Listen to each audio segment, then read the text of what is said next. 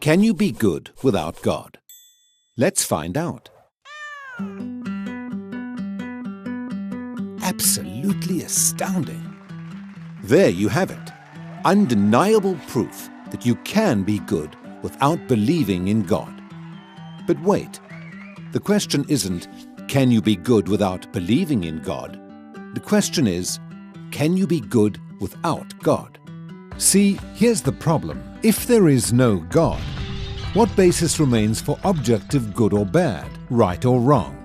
If God does not exist, objective moral values do not exist.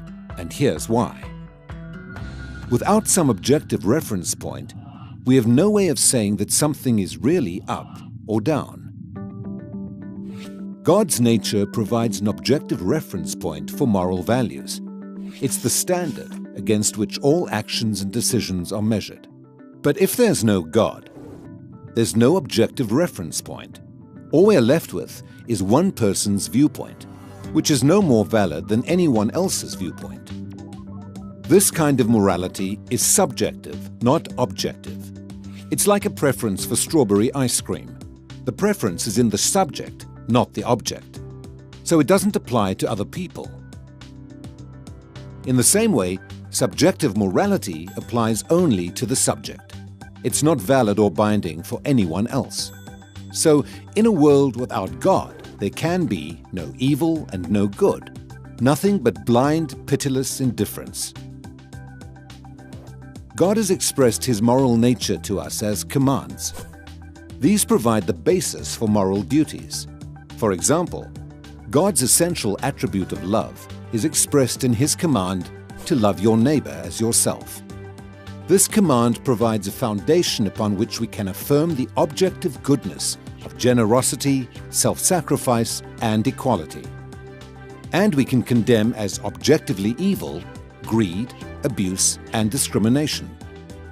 This raises a problem. Is something good just because God wills it, or does God will something because it is good? The answer is neither one. Rather, God wills something because He is good. God is the standard of moral values, just as a live musical performance is the standard for a high-fidelity recording. Without your love. The more a recording sounds like the original, the better it is. Likewise, the more closely a moral action conforms to God's nature, the better it is.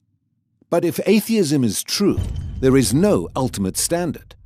So there can be no moral obligations or duties. Who or what lays such duties upon us? No one.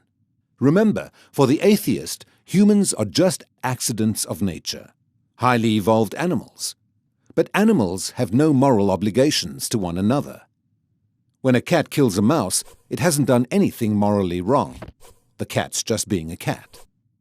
If God doesn't exist, we should view human behavior in the same way. No action should be considered morally right or wrong.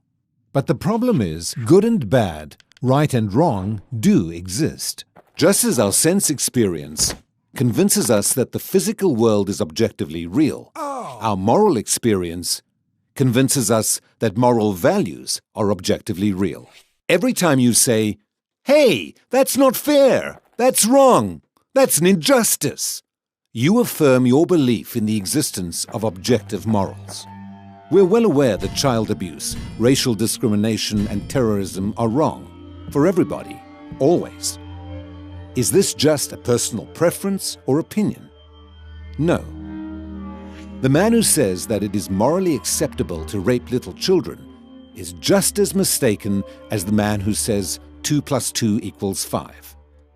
What all this amounts to, then, is a moral argument for the existence of God.